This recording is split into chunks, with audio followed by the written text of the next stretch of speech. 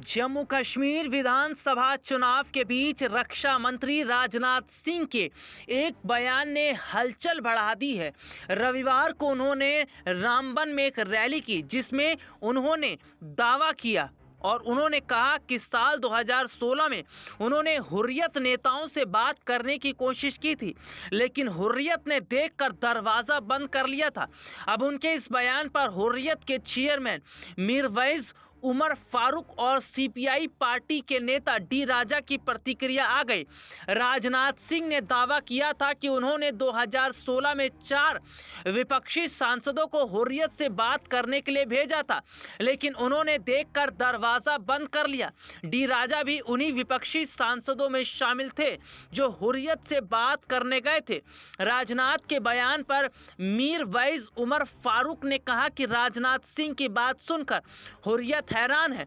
उन्होंने कहा, पहली बार उन्हें पता चला कि सरकार की तरफ से यह कोशिश की गई थी। जम्मू कश्मीर के विधानसभा चुनाव से पहले देखने को मिला कि राजनाथ सिंह ने हुर्रियत को लेकर जो बयान दिया, उसके बाद में हुर्रियत नेताओं की प्रतिक्रिया सामने आई और सीधे तौर पर यह कहा कि मुसलमानों का इस्तेमाल भारतीय जनता पार्टी करती है, केवल अल्पसंख्यक समुदाय के लोगों को टारगेट किया जाता है।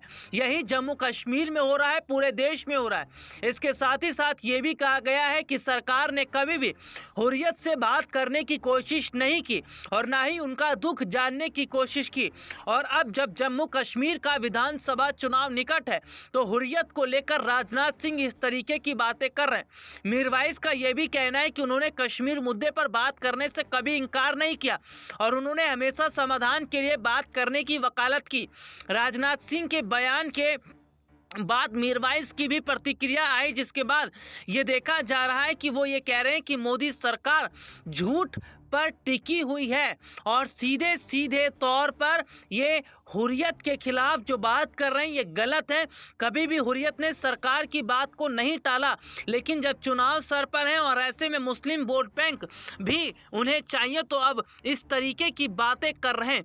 लेकिन सीधे तौर पर देखना होगा कि जम्मू कश्मीर का विधानसभा चुनाव क्या बीजेपी के लिए वाकई अग्नि परीक्षा बनेगा, क्योंकि 10 साल के बाद यहाँ पर जो चुनाव हो रहे हैं उसके बाद लोगों के अंदर बीजेपी को लेकर और तमाम पार्टियों को लेकर जिस तरीके की स्थिति देखने को मिल रही है, वो ये रिजल्ट ही तय करेंगी कि जनता का विश्वास कितना बीजेपी पर है और कितना विपक्षी पार्टियों पर। लेकिन सीधे तौर पर देखा जा रहा है कि वहाँ के जो स्थानीय लोग हैं, स्थानीय पार्टी, उनकी नाराज़गी को बीजेपी कम करने की कोशिश कर रही है।